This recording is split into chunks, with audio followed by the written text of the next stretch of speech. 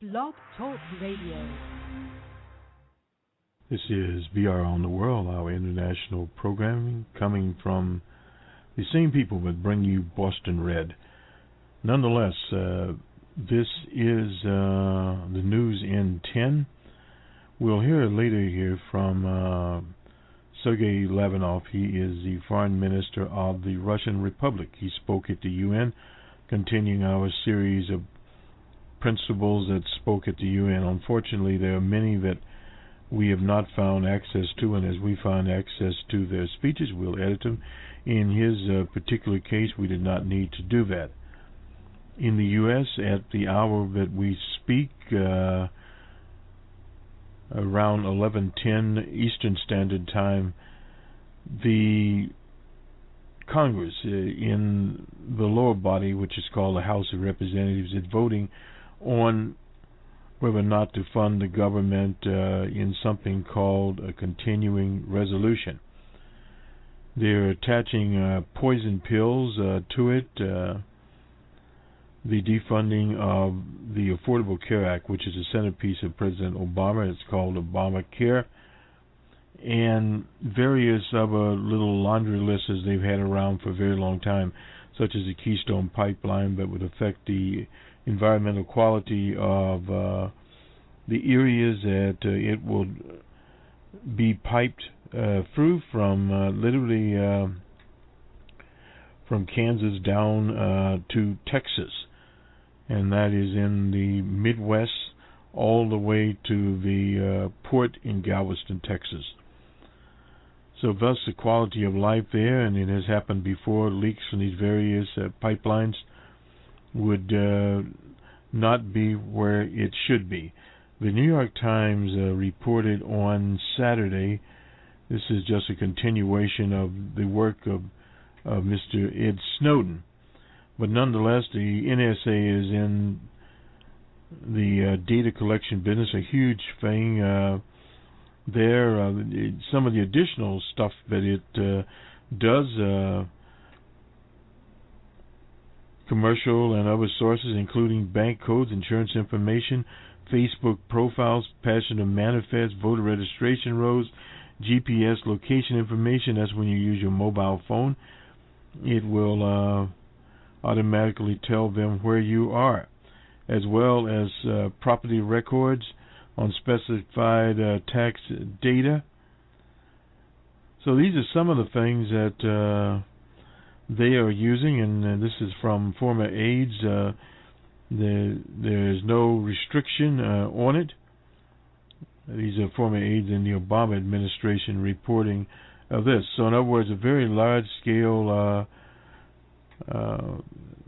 big data gathering operation, large collection, according to this, to create sophisticated graphs of some of America's social connections that have identified their associates, their locations at certain times, their travel companions, and other personal information. That's according to newly disclosed documents in interviews with officials. Now, some of this is stuff that Ed Snowden put out there, and some of this is also various other information the New York Times has been able to collect.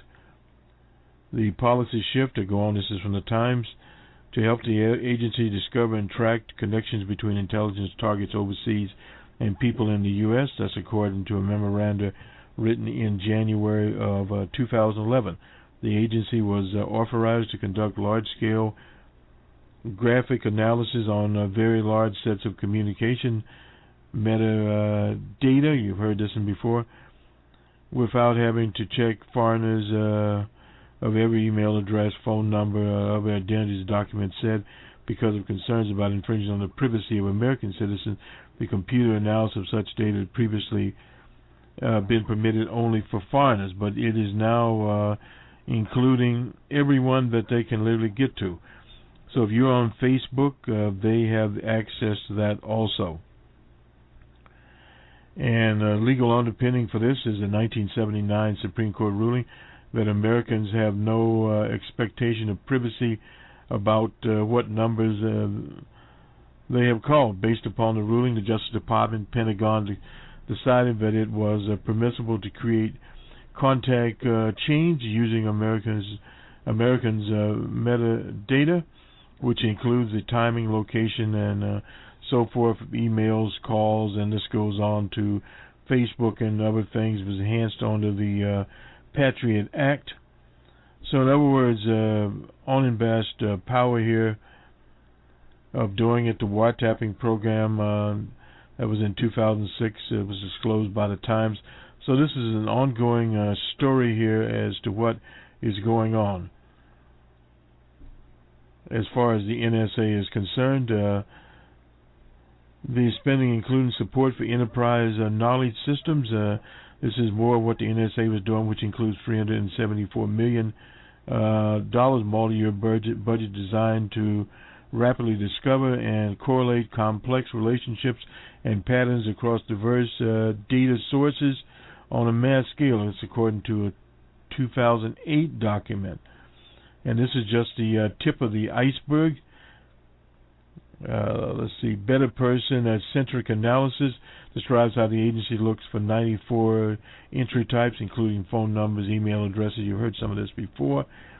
And 164 relationship types to build social networks. In other words, they are basically building a diagram, a graphical diagram of everything. The community of interest profiles, including queries, travel with, has forward sent form message. In other words, if you're in some form, they're also looking at you. So it really honestly doesn't matter where you are. They are there looking. In other news here that we'll pack into our report, that action in Washington is ongoing.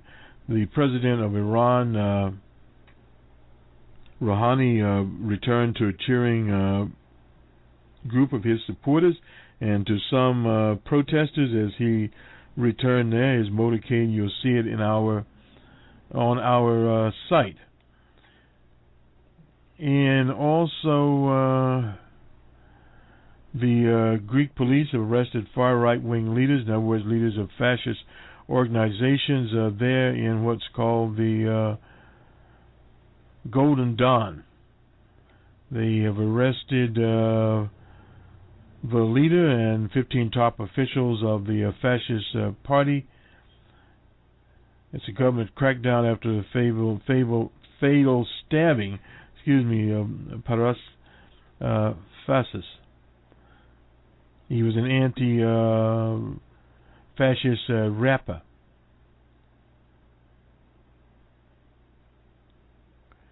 It's the first time since '74 that their people have been arrested, but nonetheless they have been arrested. Golden Dawn holds 18 seats in the 300-seat Greek parliament.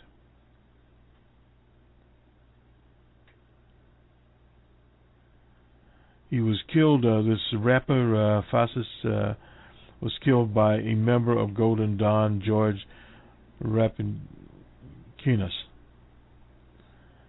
So nonetheless, the Golden Dawn became an organization set up in various neighborhoods across Greece, did a lot of grassroots so-called social work, and in the Depression, as things normally happened with the fascists in Germany, they were able to garner more and more votes to go into parliament. But not only that, since they were in neighborhoods, they went into the intimidation business. Now they are accused of criminal racketeering. In Kenya, the authorities have arrested more suspects in their mall, but they really don't have a handle on this, according to them. And also 14 Caribbean nations sue European countries for slavery reparations. Now this is something that's ongoing. The lawsuits are against Britain, France, the Netherlands for their roles in the African slave trade. And that is an ongoing issue there. The Premier of St. Vincent's and the Grenadines, that's Frank Goslanovic. It said The awful legacy of these crimes against humanity, a legacy which exists today in our Caribbean, ought to be repaired for development benefit of our Caribbean societies and our people. That's what Goslavis said. European nations must partner and focus, especially in a way to execute those repairs. So those lawsuits are going on and being brought by the Caribbean community. Our Commercon, it's a regional organization in the Caribbean, and the nations involved: Jamaica, Antigua, Barbados, there. And at the end of the Civil War, 400,000 acres of land alone in Florida, Georgia, and South Carolina were taken from former slave owners and set aside for free slaves. That was a 40 acres and a mule. It was known in the U.S. The House issued an apology in 2008 and followed 2009 by the Senate. So this lawsuit is ongoing, and we are ongoing here also with that bit of international news. Also, the Berlusconi faction in the center-right government in Italy, he's pulled his ministers out. That government has collapsed. So Italy, the third largest economy in the EU, is in turmoil, as we are here in the U.S. The U.S. has a double bale of turmoil. The funding, the government will shut down on midnight Monday if this is not solved. Also, the deficit problem, the government of the U.S. could default. In other words, the United States government defaults and it's a reserve currency. There will be problems on the international sphere. This is Bostonred for BR on the World. Have a good weekend in all parts of the world. More rapid and less predictable. In these circumstances, as never before, there is an urgent need to agree upon collective responses to the key issues of today. It is solely within the power of such a truly universal organization as the United Nations to address this challenge. Moreover, these solidarity efforts might be productive only if they reflect the entire spectrum of views of the international community on global challenges and threats, all historical experience, and all cultural and civilizational diversity in the modern world. For most of the members of the UN family, this approach is an axiom. However, there is also another tendency within which collective actions are understood primarily as agreement with the viewpoint of one group of countries. Such views manifest themselves in various areas, on issues of international security, settlement of conflict situations, functioning of the world economy, the choice of development models, and core values. Many problems of today's world have been reflected in the tragic situation in Syria and ambiguous development of events in the Middle East and North Africa overall. From the very beginning of the turmoil in this region, Russia has consistently called for the development of a common approach by the international community which would combine support to the Arab peoples on their path to transformation and the understanding of the fact that objectively these processes would be lengthy and sometimes painful, and that it would be quite important not to harm them by rude outside interference. We've emphasized the need to act in a balanced way and to take into account that complex developments are taking place which are associated, among other things, with a strenuous search for compromises among various ethnic and religious groups that make up the mosaic of Arab societies. We have called consistently for the choice of the evolutionary way of development and peaceful settlement of crises through national dialogue and reconciliation. Another point of view has manifested itself in attempts to determine who is legitimate or not among the leaders of the MENA region and to impose an opinion regarding which side should be supported in domestic national conflict and dictate from outside ready-made prescriptions for democratic transformation. The desire to portray in a simplified way developments in the Arab world as the struggle of democracy against tyranny or good against evil has long obscured the problems associated with the rising wave of extremism, which is spilling over into other regions today as well. The terrorist attacks in Kenya have demonstrated the full gravity of this threat. It's common knowledge that the jihadist groups that contain quite a few radicals coming from all parts of the world are the most combat-capable units of the opposition. The goals they pursue have nothing to do with democracy and are based on intolerance and aimed at destruction of secular states and establishment of caliphates. It's hard to call as far-sighted a policy which on substance either mounts military resistance, as in Mali, or provides support to the same groups as in Syria. The use of chemical weapons is inadmissible. This does not mean, however, that one can usurp the right to accuse and pass verdicts. All the incidents associated with the use of chemical weapons, by whoever that might be in Syria, must be investigated in a professional and unbiased manner and then examined by the UN Security Council exclusively on the basis of facts rather than allegations and assumptions. In June this year, there was an agreement of the leaders of the 8 leading states.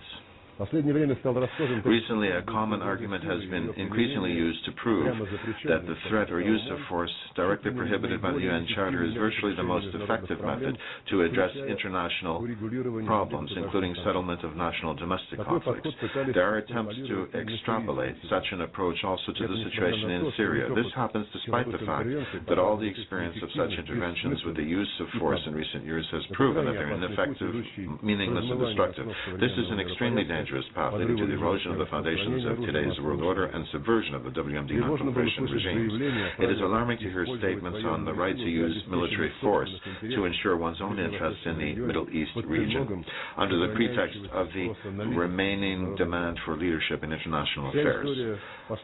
All of recent history testifies that no state, no matter how big or powerful, can cope alone with challenges of that scope as faced by mankind today. There is no doubt that leadership is required. However, today it can be only collective leadership based on the agreed-upon actions of the leading members of the international community with strict respect for the principles and norms of international law. It is a growing understanding of this reality that has opened the way towards achieving Russia-US understandings on putting under international control and subsequent elimination of Syrian chemical arsenals. This became possible thanks to the decision by Damascus to join the Convention on the Prohibition of Chemical Weapons and to fulfill relevant obligations following the expedited procedure. We expect that the decisions of the OPCW Executive Council and the UN Security Council will contribute to establishing a required framework for elimination of chemical arsenals in Syria. The progress in chemical disarmament in Syria should give impetus to implementation of the existing arrangements to convene a conference on establishing a zone free of weapons of mass destruction and means of their delivery in the Middle East. There are a number of complicated issues related to ensuring full participation of the countries of the region in the conference. We know that, but they cannot be referred to endlessly. This is exactly the case when true leadership and will must be demonstrated for the common benefit. People continue to die and peaceful civilians suffer every day in Syria. Religious minorities, including Christian communities, and are becoming victims of this conflict, which is increasingly acquiring a sectarian character. Virtually the only possibility today to put an end to this turmoil is to move from deadlock the process of political settlement of the Syrian crisis. We continue to work vigorously for the earliest convening of a peace conference to implement the Geneva Communiqué of July 30th, 2012. We hope that following the government of Syria, the opposition will also constructively respond to the Russia-US initiative. The Syrian crisis should not overshadow the task of addressing the Palestinian problem. We expect that Israeli and Palestinian leaders will stand up to the level of their responsibility for the future of their people at this current critical stage when the parties have resumed direct talks after a lengthy interruption. Duly recognizing U.S. efforts in the Middle East settlement, we believe it is necessary to intensify the activity of the Quartet, which remains the internationally recognized mechanism of assistance to the peace process in the region on the basis of the relevant decisions of the UN, the Madrid Principles, and the Arab Peace Initiative.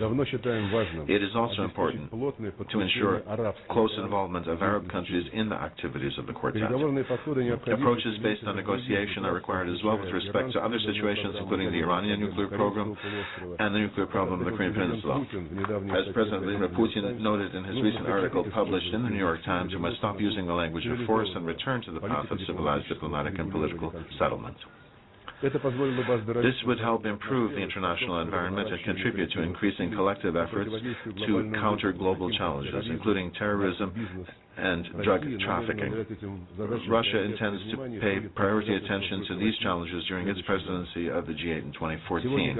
Today, when the solid frame of a bipolar system has long been relegated to the past, the strengthening of democratic foundations both within states and in international relations is becoming a sign of the times. This means in particular that the recognition of the right of peoples to independently determine their destiny and to choose the optimal forms of social and political structure and social and economic systems should become an indisputable norm of conduct. In the same way, the complex of exclusiveness and supremacy of one's own customs in the area of human rights should be abandoned, and instead the universal criteria enshrined in the Universal Declaration of Human Rights should be used as a guideline.